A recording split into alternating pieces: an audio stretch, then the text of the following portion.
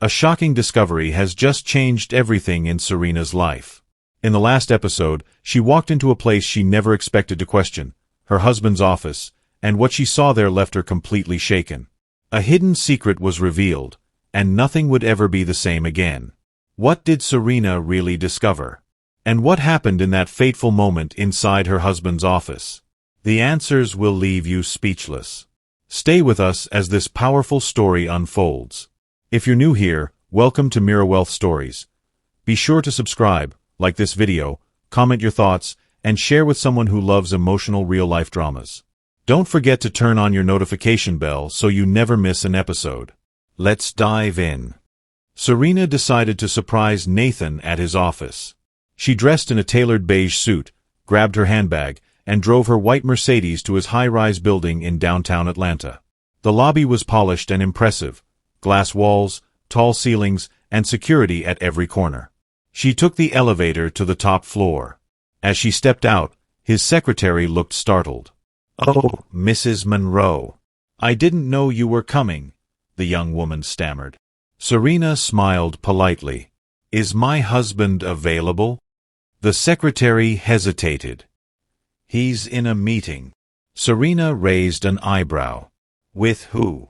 Before the secretary could answer, Serena pushed past her and walked toward Nathan's office. She opened the door without knocking.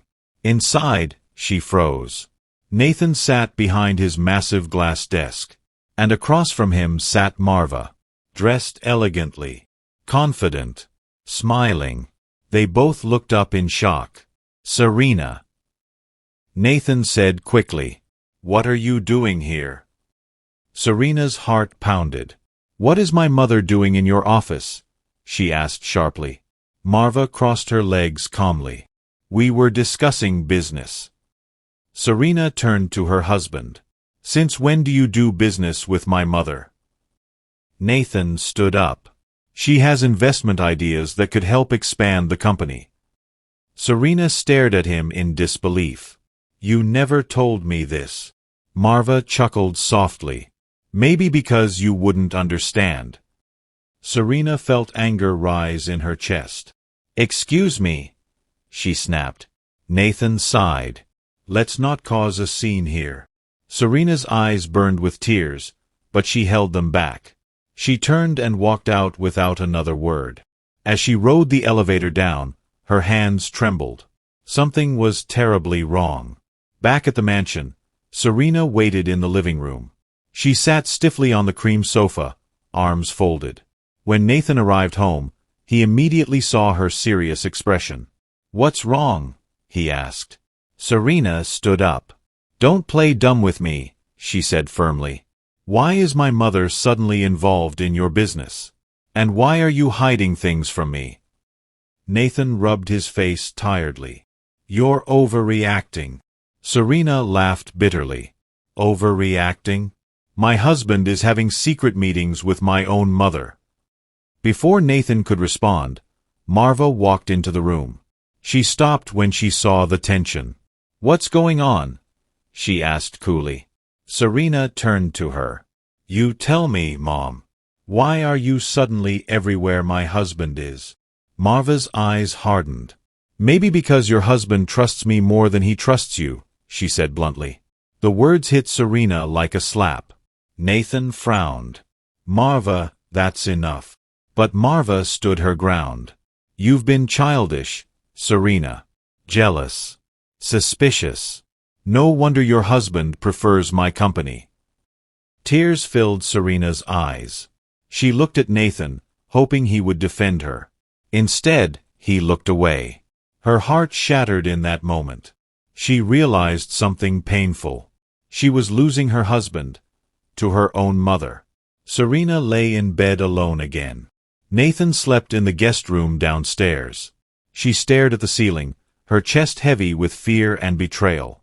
Meanwhile, downstairs, Marva stood on her balcony, watching the mansion lights glow across the lawn. A slow, satisfied smile spread across her face. "This house will be mine," she whispered to herself. The morning light poured into the Monroe mansion like liquid gold. Birds chirped softly outside. The pool sparkled. The marble floors gleamed. From the outside, everything still looked perfect. But inside Serena's heart, nothing was perfect anymore. She woke up early, still dressed in the same clothes she had worn the night before. Her eyes were swollen from crying, and her head throbbed with worry. Nathan was not beside her. Again. She sat up slowly, staring at the empty side of the bed. For the first time since she married him, the room felt cold. She reached for her phone. No messages from Nathan. Her chest tightened. After a long breath, she stood up, wrapped herself in a silk robe, and went downstairs. The house was unusually quiet. Too quiet. As she reached the bottom of the staircase, she heard soft voices coming from the study. Her heart began to race. She moved quietly down the hallway and stopped outside the slightly open door. Inside, she saw Nathan and Marva sitting very close together on the leather couch. Marva leaned toward him, speaking in a low voice. "Nathan, you don't owe her everything," she said calmly. "You built this empire. You deserve control." Nathan rubbed his face. "She is still my wife." Marva smiled faintly. "For now." Serena felt her stomach drop. Before she could stop herself, she pushed the door open.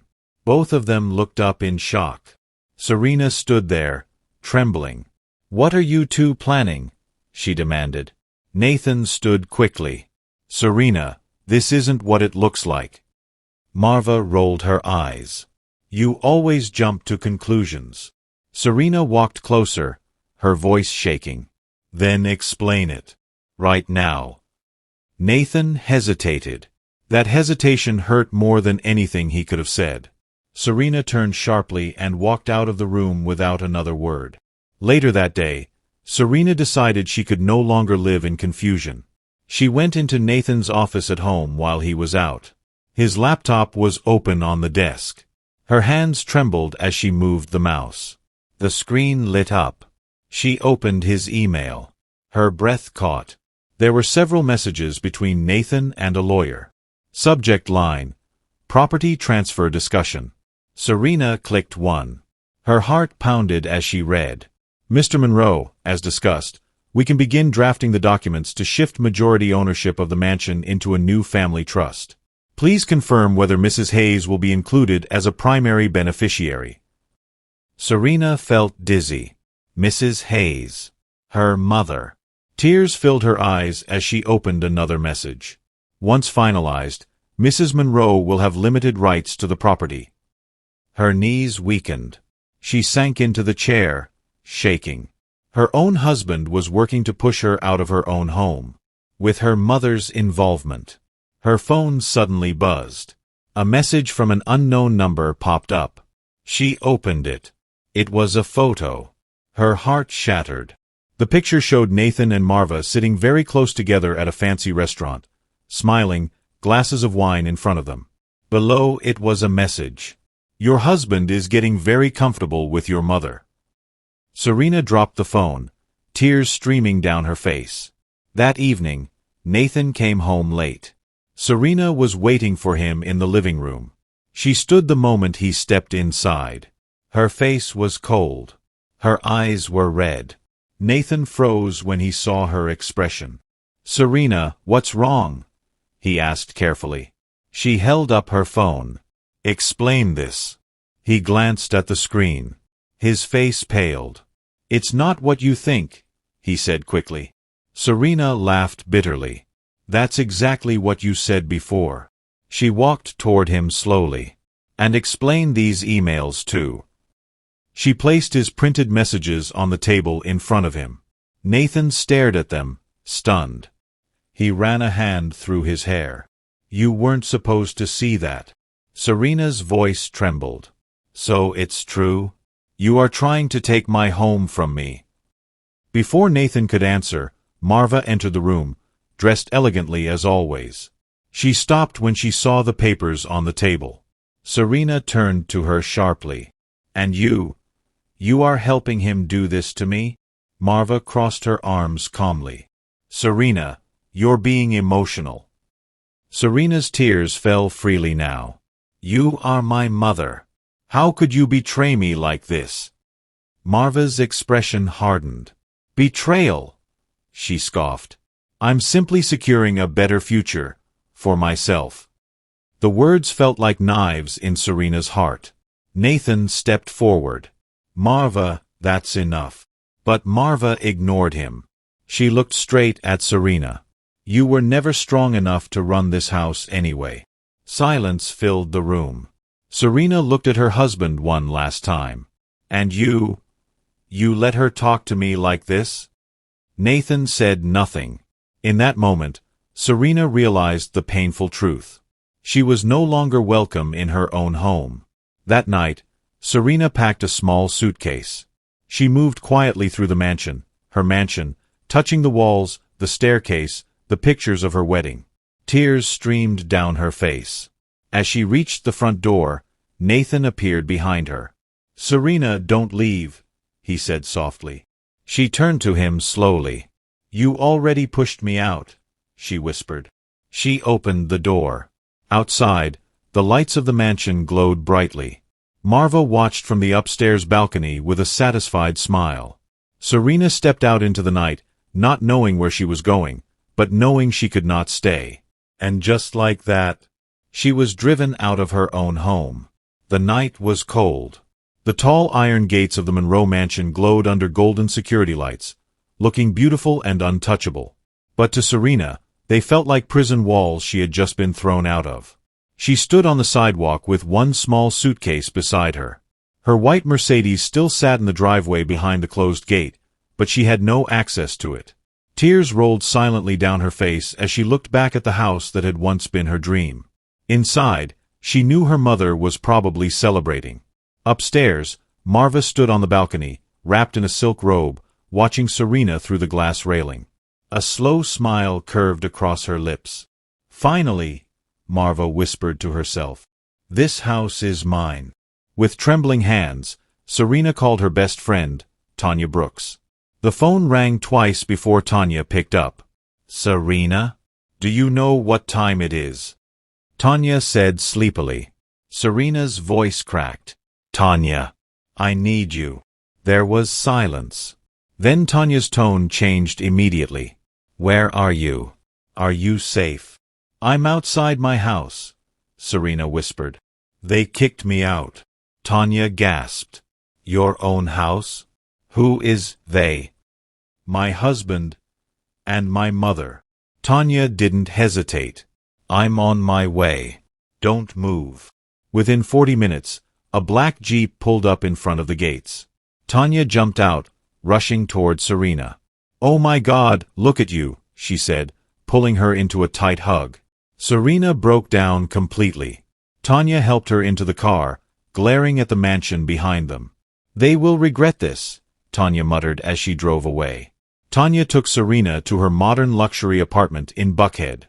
It wasn't a mansion, but it was beautiful. Clean white walls, glass windows, sleek furniture, and a cozy balcony overlooking the city lights. Inside, Tanya sat Serena down on a plush gray couch. Tell me everything, she said firmly.